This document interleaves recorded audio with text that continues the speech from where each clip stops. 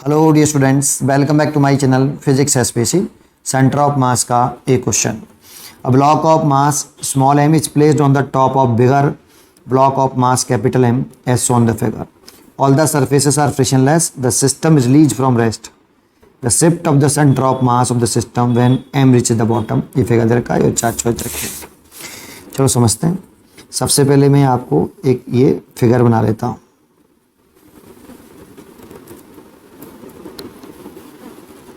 ठीक, इसका मास capital M है और यहाँ एक आपका ब्लॉक रखा है, ये स्मॉल m है। ठीक है, ये स्मॉल m। पहले इसका एफबीडी बनाते हैं दोनों का। तो इस पर किधर फोर्स लगेगा? कांटेक्ट फोर्स, नॉर्मल फोर्स इस वाले पर, स्मॉल m पर इधर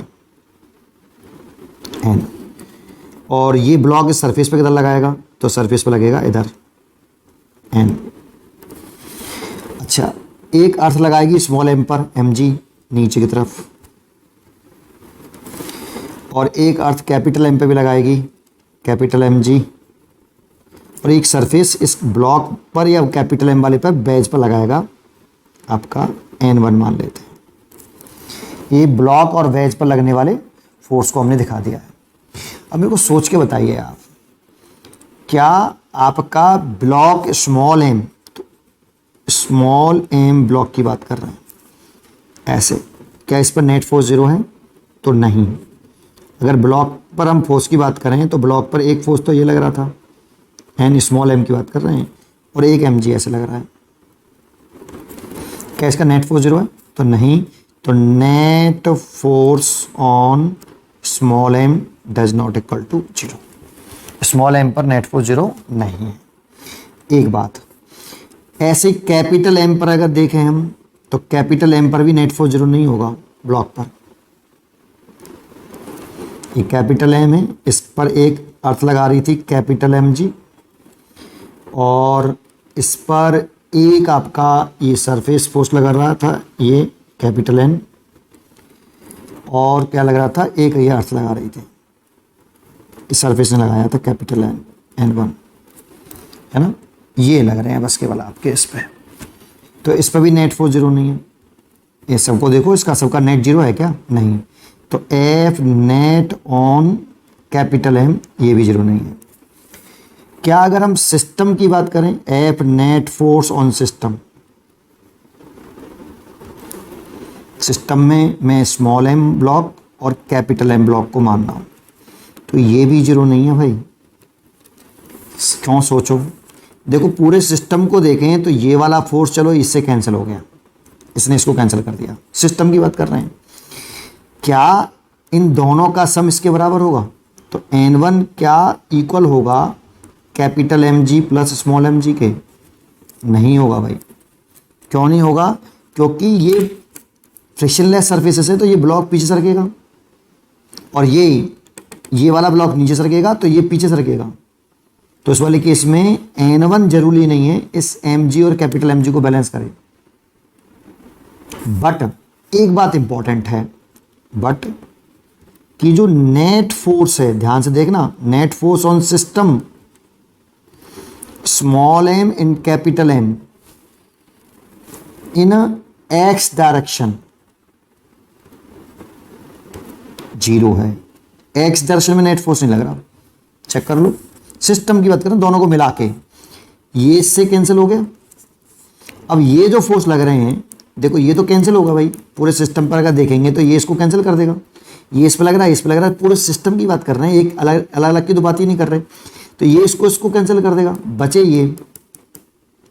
तो ये तो वाई डायरेक्शन में लग रहे हैं ना बेटा, तो मूवमेंट होगा तो वाई डायरेक्शन में होगा सिस्टम पर, मतलब सेंटर ऑफ मास की बात कर रहे हैं। एक्स डायरेक्शन में सिस्टम पर कोई फोर्स नहीं लगा, इधर की तरफ या इधर की तरफ, पूरे सिस्टम पर कोई फोर्स नहीं है अलोंग एक्स डायरेक्शन। इसीलिए acceleration of centre of mass in x direction zero होगा। इसीलिए, और इनिशियली पूरा सिस्टम किस में था बेटा? इनिशियली पूरा सिस्टम रेस्ट में था। जब ये इनिशियली पूरा सिस्टम रेस्ट में था, तो इनिशियली VCOM कितना था? पूरा सिस्टम रेस्ट में था, तो इनिशियल सेंटर ऑफ मास की वेलोसिटी जीरो थी, क्योंकि ऐसे लिख सकते हो आप initially small m v1 plus capital M v2 divide by m1 plus m2। तो इनिशियली v1 स्मॉल m का वेलोसिटी 0 थी, रेस्ट में था, और ये स्मॉल कैपिटल M की वेलोसिटी भी 0 थी। दोनों पे यहाँ रखेंगे दोनों की वैल्यू, तो VCOM भी कितना आएगा, VCOM भी 0 आएगा। तो इनिशियली सेंटर ऑफ मास की जो वेलोसिटी थी वो 0 थी, तो इनिशियली भी 0 थी। अलोंग एक्स एक्सिस छोड़ दोगे, रिलीज भी कर दोगे, तब भी सेंटर ऑफ मास की जो वेलोसिटी है इन एक्स डायरेक्शन 0 ही रहेगी, एक्स डायरेक्शन में 0 रहेगी। मैं ये नहीं कह रहा कि सेंटर ऑफ मास की वेलोसिटी 0 है, एक्स डायरेक्शन में 0 है, वाई डायरेक्शन में कुछ भी हो सकती है, पर एक्स डायरेक्शन में 0 होगी। That means centre of mass in x direction is at rest, x direction में नहीं चलेगा। तो आपको देखो फिगर बना के दिखाता हूं। एक्चुअल में आप ये कह सकते हो कि मान लो इनिशियली ये आपका था, ये कैपिटल M मास था और ये स्मॉल m मास था जब ये स्लाइड नहीं कराए। तो मान लो इस पूरे सिस्टम का सेंटर ऑफ मास ये रहा, पूरे सिस्टम का ये सेंटर ऑफ मास है COM। अब ये सरक जाए, क्योंकि जब ये नीचे फिसलेगा ना तो ये पीछे की तरफ भागेगा, तो x ये ऐसे होगा बेटा, कुछ ऐसे, कुछ इस तरह से आ जाएगा, कुछ ज़्यादा कर दिया पीछे की तरफ ऐसे, तो ये पीछे की तरफ भाग रहा होगा। क्योंकि net force on small m 0 नहीं है, तो net force on small m मतलब A1 का एक्सेलरेशन 0 नहीं होगा, और उसकी वेलोसिटी चेंज हो सकती है, V1 चेंजिंग। और ऐसे ही capital M, net force on capital M भी 0 नहीं है, तो A2 भी 0 नहीं होगा, और उसकी वेलोसिटी V2 चेंज हो सकती है, क्योंकि इनिशियल तो 0 0 थी, बाद में वेलोसिटी कहाँ से आ गई, तो ये नीचे की तरफ फिसलेगा और ये पीछे की तरफ, है ना। तो इसीलिए इनमें वेलोसिटी होगी इनके पास, स्मॉल m के पास, कैपिटल M के पास, but centre of mass x direction में कांस्टेंट है। तो सेंटर ऑफ मास केवल किधर शिफ्ट हो सकता है, अब जब ये सिस्टम यहाँ आ जाएगा और ये ब्लॉक, ये वाला ब्लॉक यहाँ आ जाएगा बॉटम पर, ये सरक के यहाँ आ गया और ये पीछे चला गया वेज कैपिटल M वाला, तो सेंटर ऑफ मास कुछ यहाँ आ जाएगा बेटा, शिफ्ट होके COM। तो वाई डायरेक्शन में शिफ्ट होगा बस केवल ऐसे, एक्स डायरेक्शन में तो शिफ्ट हो नहीं सकता। वाई डायरेक्शन में नेट फोर्स 0 नहीं है, और नेट फोर्स 0 नहीं है सिस्टम पर, वाई डायरेक्शन में net force on system in Y direction does not equal to 0, इसीलिए ACOM does not equal to 0, इसीलिए VCOM डज नॉट कांस्टेंट, ये कांस्टेंट नहीं रहेगा भाई, चेंज हो सकता है, और चेंज हो सकता है तो पहले 0 था फिर छोड़ देंगे तो वो चल रहा है, मोशन में आ गया, नीचे तरफ चल सकता है, लेकिन एक्स डायरेक्शन में नहीं चलेगा, ये पक्का है।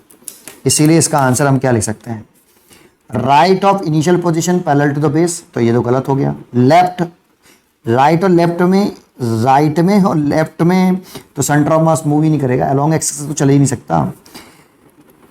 Vertically shifted downward without shifting the horizontal direction, ये बिल्कुल सही है, C choice is correct. Shifted diagonally from the initial position, diagonally तो मूव नहीं करेगा भाई, है ना, तो ये पक्का सी चॉइस इज करेक्ट होगा। उम्मीद करता हूँ कि आपको ये क्वेश्चन जरूर समझ में आया होगा। पढ़ते रहिए और खुश रहिए।